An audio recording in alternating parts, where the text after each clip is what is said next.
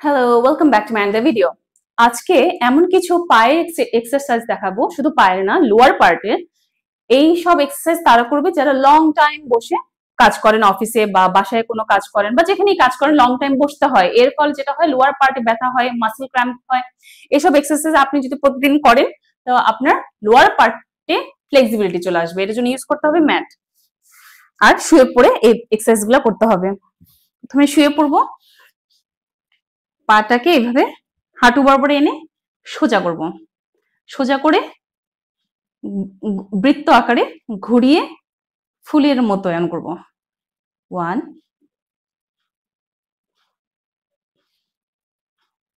2, আবার সোজা সার্কেল টেনে নিয়ে ফুল, সোজা সার্কেল আকারে ঘুরিয়ে নিয়ে ফুল। এটা হচ্ছে একটা এক্সারসাইজ। দ্বিতীয় এক্সারসাইজ, এইভাবে শুয়ে থাকবো, শুয়ে পাটাকে একটু ফাঁকা করে নেব, পিঠের শিরাটা সোজা রেখে একবার পাটাকে মুড়িয়ে মাটিতে ঠেকাবো, হাঁটুটাকে আবার মুড়িয়ে নিয়ে মাটিটাতে ঠেকাবো। এটা লোয়ার পার্টে ব্যথা চলে যাবে, ফ্লেক্সিবিলিটি আসবে। এক এক দিকে আমরা 20 বার বা 25 বার করে করব।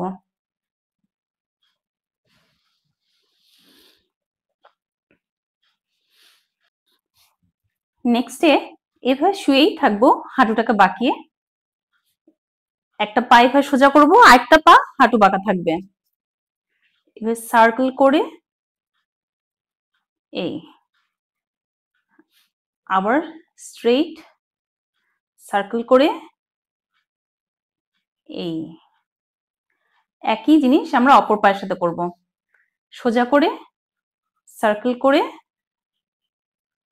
এই, পায়ের পাতাটাকে টাচ লাগবে থায়ের সাথে। এইভাবে করে এক একটা পাতে আমরা 25 থেকে 30 বার করে করব। তারপর সোজা হয়ে যাব, সোজা হয়ে একটা পা উঠিয়ে এভাবে সার্কেল করব, সার্কেল করে 25 বার করে এক একটা পাতে সার্কেল করব। আবার অপর পার সাথে একই জিনিস, এভাবে উঠিয়ে প্রথমে সোজা উঠিয়ে রাখবো, তারপর এভাবে সার্কেল করব, আবার সোজা উঠিয়ে সার্কেল করব। নেক্সটে যে এক্সারসাইজটা করব সেটার জন্য হাতটাকে এভাবে সোজা করে নিয়ে সাইড হয়ে শুয়ে পড়বো। সাইড হয়ে শুয়ে পড়ে পাটাকে, হাঁটুটাকে এভাবে বেন্ড করব, বেন্ড করে একবার এভাবে ফাঁকা করব, একবার ভাঁজ করে নেব। আশা করি আপনারা স্টেপটা বুঝতে পারছেন। একবার ফাঁকা করে নিব, পিঠে শিরা কিন্তু সোজা থাকবে, এভাবে মাথাটা ফেলে আপনি শুয়ে থাকতে পারেন, শুয়ে শুয়েও এটা করতে পারেন।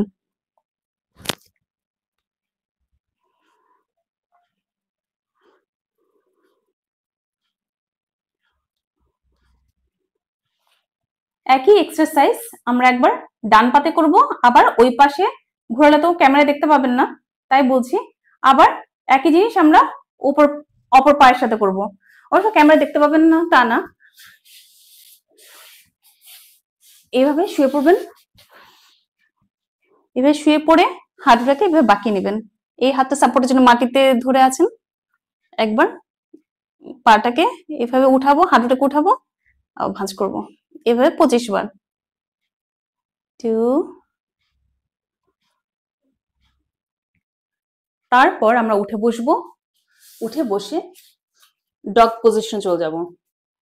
ডগ পজিশনে গিয়ে একটা হাঁটুর সাথে ফ্লোরটা টাচ রেখে আরেকটা হাঁটুর সাথে এইভাবে উঠাবো। 1 2, একই জিনিস আমরা অপোজিট পায়ের সাথে করব।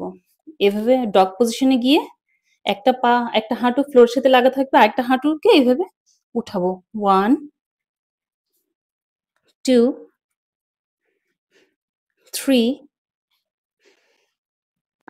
একটু দেখে দিচ্ছি জিনিসটা এমন ভাবে, হাঁটু গেড়ে বসে ডগের মতো, তারপর একটা এভাবে উঠাবো, আরেকটা হাঁটু মাটিতে লাগা থাকবে যখন আরেকটা হাঁটু উঠাবো। এভাবে করে এক একটা পাতে আমরা 25 বার করে করব।